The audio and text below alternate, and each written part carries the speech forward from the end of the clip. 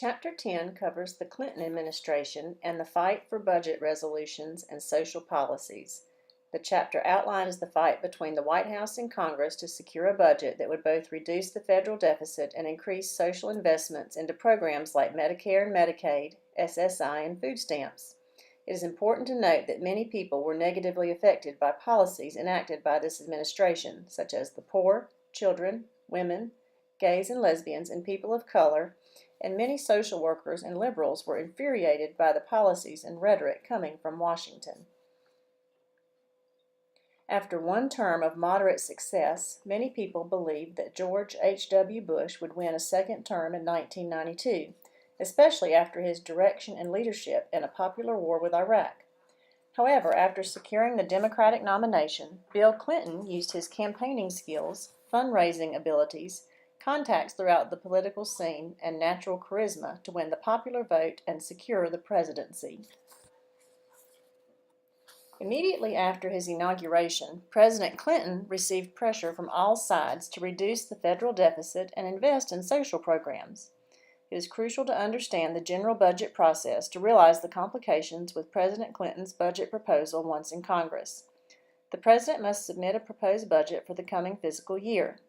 This budget is sent to both chambers of Congress, where a committee puts forth and votes on a budget resolution before sending these resolutions to a conference committee for compromise. The final budget resolution is sent to the President, where he or she decides to sign or veto. Federal spending is divided into entitlements and discretionary spending.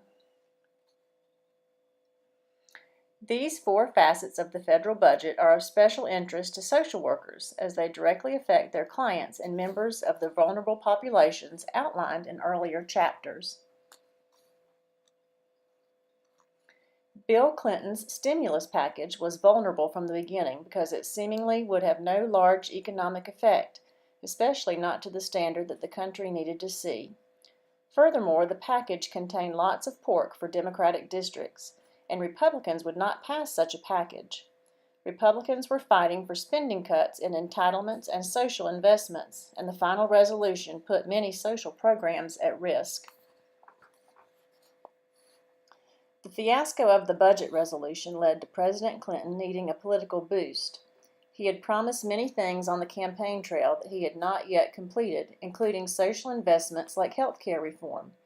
His choice to base health care reform on a market-driven system was solely based, avoiding criticisms from private interests and Republicans. However, neither party rallied to the plan. These are the major provisions of Clinton's health care plan before the plan failed. Following President Clinton's and the Democrats' failure on health care reform was the Republican takeover. Newt Gingrich led his campaign through the use of mass media, the failure of health care and welfare legislation, and Clinton's numerous scandals that were coming to light. The Republicans easily gained a majority status throughout the country, and a new wave of young and conservative politicians had control, putting social programs for the poor and other vulnerable populations at great risk. The budget process of 1995 led to a major confrontation between the political parties and branches of government. The Republicans, led by Speaker Gingrich, wanted huge cuts to federal programs and large increases in military spending. Their proposed policy stemmed from the Contract for America, drafted by Speaker Gingrich, that outlined conservative policies the Republican Party wished to see enacted. President Clinton and the Republican Congress butted heads with the issue of balancing the budget, and eventually Clinton compromised in a way that infuriated social workers and Democrats. President Clinton focused on welfare reform in an effort to remove the issue from his re-election campaign. Once again, the White House and Congress disagreed on the route that such reform would take, and each branch of government proposed their own plan.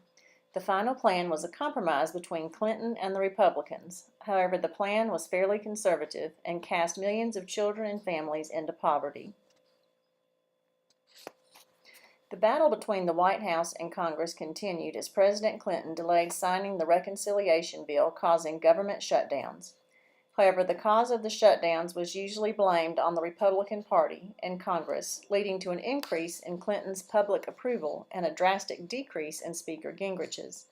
Unfortunately, Clinton signed his welfare reform into law in 1996 and replaced AFDC with TANF and established the Personal Responsibility and Work Opportunities Act of 1996.